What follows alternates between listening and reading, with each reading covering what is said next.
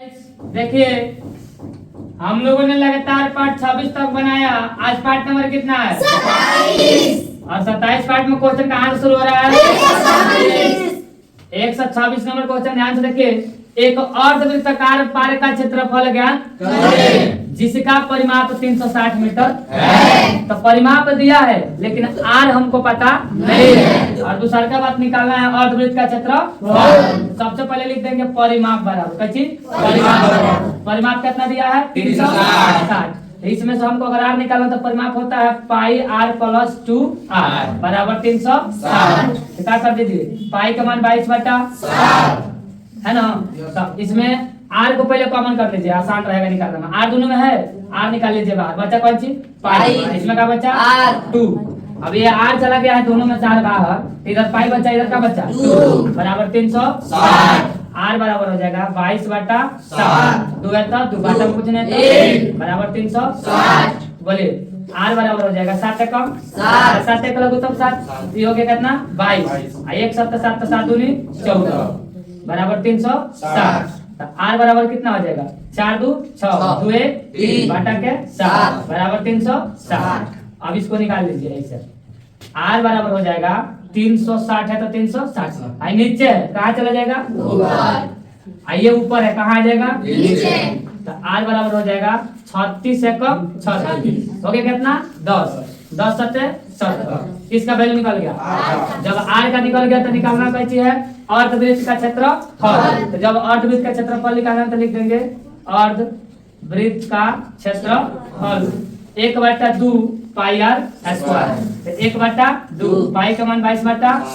Are कितना आया है 70 गुणे 70। इसको काट दो 7 दहिया इसको काट दो 2 सही कितना बार में हो गया 11 गुणे 10 गुणे 70।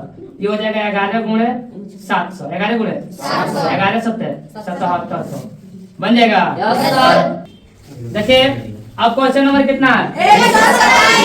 क्वेश्चन है किसी बल की बाहरी और भीतरी त्रिज्या माने बाहर वाला दिया है 4 और भीतर वाला दिया है लिख देंगे बाहरी त्रिज्या। कौन त्रिज्या? बाहरी त्रिज्या। r1 बराबर 4 सेंटीमीटर और भीतरी त्रिज्या r2 बराबर 3 सेंटीमीटर। तब बल का क्षेत्रफल पाई r1 के स्क्वायर माइनस r2 के स्क्वायर।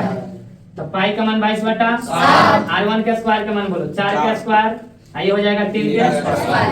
तो 22/7 गुणे 4 चौका 16 3 त्रिका 9 हो गया 22 बाटा के 7 16 में से 9 हो गया 7 7 से 7 कितना आ गया 22 सेंटीमीटर बनेगा। देखिए अब क्वेश्चन नंबर कितना है? काफी का नहीं आया है। सुनिए दो वृत्तों की त्रिज्या क्रमशः 14 और 7 सेंटीमीटर है। वृत्त है दोनों का त्रिज्या दिया है तो लिख देंगे हॉल। हॉल में सबसे पहले लिखेंगे कौन सी दिया है पहले वृत्त की त्रिज्या। पहले वृत्त की त्रिज्या तो त्रिज्या r1 बराबर कितना है 14। तो दूसरी वृत्त की त्रिज्या r2 बराबर कितना है तो नया वृत्त की त्रिज्या। सुनिएगा ध्यान से नया वृत्त की त्रिज्या को r काहे माने बोला है तो उस वृत्त की त्रिज्या तो हमको पता नहीं है तो उस माने क्या कर दिए नए। अब कह रहा है कि जिसकी परिधि वृत्त की परिधि दोनों वृत्तों की परिधियों के योग के बराबर है तो लिख देंगे नए वृत्त की परिधि। नए वृत्त की परिधि बराबर दोनों वृत्तों की परिधि। अब सुनिए नए वृत्त के परिधि 2 पाई आर 2 पाई आर। इधर वाला 2 का वृत्त है तो दोनों के योग बोला है दोनों में कौन चीज योग। तो 2 पाई r1 जोड़ 2 पाई r2 तो 2 पाई r तो 2 पाई कॉमन कर लो तो r1 जोड़ r2 2 पाई से 2 पाई टिपका दो बचा कितना r। r1 का वैल्यू बोलो 14 r2 का वैल्यू बोलो 14 7 21 सेंटीमीटर। नए वृत्त की त्रिज्या कितना हो गया 21 सेंटीमीटर। देखिए अब नम कितना नंबर क्वेश्चन है ध्यान से देखिएगा 3 सेंटीमीटर त्रिज्या वाले वृत्त के त्रिज्या खंड का क्षेत्रफल ज्ञात कीजिए। माने 3 सेंटीमीटर त्रिज्या तो लिख देंगे त्रिज्या r बराबर 3 सेंटीमीटर। केंद्रीय कोण थीटा का मान कितना दिया 45 डिग्री।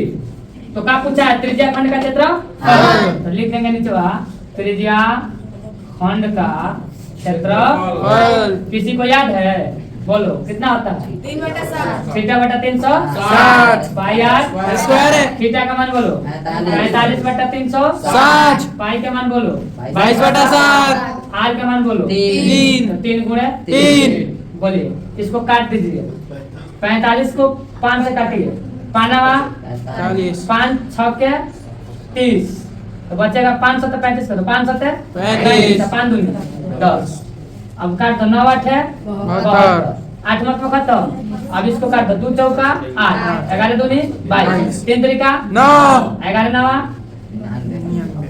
7 चौक 28 28 यही इसका क्या बनेगा आंसर। का क्षेत्र फल देखिए आज का अंतिम क्वेश्चन और क्वेश्चन सबसे बेस्ट है क्वेश्चन देखिए यदि बहुपद fx बराबर 5x² - 7x + 1 के शून्यांक अल्फा और का है बीटा तो अल्फा स्क्वायर जोड़ बीटा स्क्वायर का मान क्या बताइए। है ठीक है तो सबसे पहले बोलिए a बराबर इसमें कितना लिख दे पहले सवाल लिख लीजिए यहाँ पर देखने में आसान रहेगा fx बराबर 5x² - 7x + 1 बोले a बराबर 5 b बराबर -7 c बराबर 1 अब बोलिए अल्फा प्लस बीटा फार्मूला क्या होता है माइनस b बाई a तो माइनस b बाई ए खुद है माइनस में कितना है 7 तो माइनस माइनस प्लस a का वैल्यू 5 ये हो गया अल्फा प्लस बीटा का मान अल्फा इंटू बीटा का मान बोलिए alpha C into by A। C by a C का वैल्यू बोलिए A।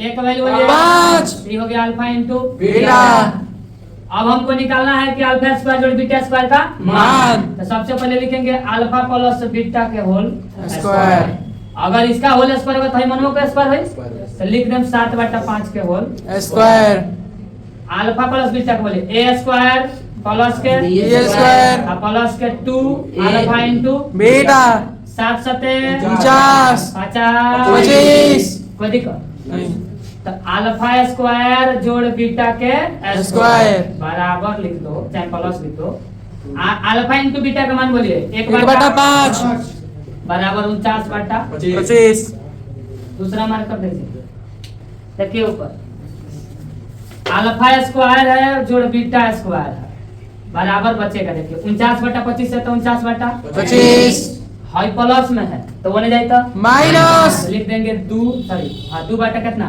5 अरे 2 या कम 2 बटा के 5 अब इसका भी जोड़ बना दो अल्फा स्क्वायर जोड़ बीटा के स्क्वायर 5 25 का एलसीएम भी कितना होगा 25 25 से कम 25 49 से कम 49 5 25 5 बार में तो 5 दूनी 10 तो अल्फा स्क्वायर जोड़ बीटा स्क्वायर का मान हो जाएगा 49 में से 10 गया कितना बचा 39 39 अब बटा कितना हो गया 25 यही हमको क्या करना था निकालना था बन जाएगा यस सर देखिए आज हम लोग का पार्ट कितना कंप्लीट हो गया 27 पार्ट कंप्लीट हो गया और 1 से लेकर के जितना 27 पार्ट तक वीडियो बना दिए तो 1 से 26 तक सभी वीडियो का लिंक इसका डिस्क्रिप्शन में डाल दिया जाएगा आप लोग अगर देखना चाहते हैं तो जाकर देख लीजिएगा अगर देखिए हम आपके लिए मेहनत कर रहे हैं तो आपका भी फर्ज बनता है अगर अच्छा लगेगा वीडियो तभी लाइक कीजिएगा सब्सक्राइब भी कर दीजिएगा बेल आइकन को दबाना ना भूलिएगा थैंक्स फॉर वॉचिंग वीडियो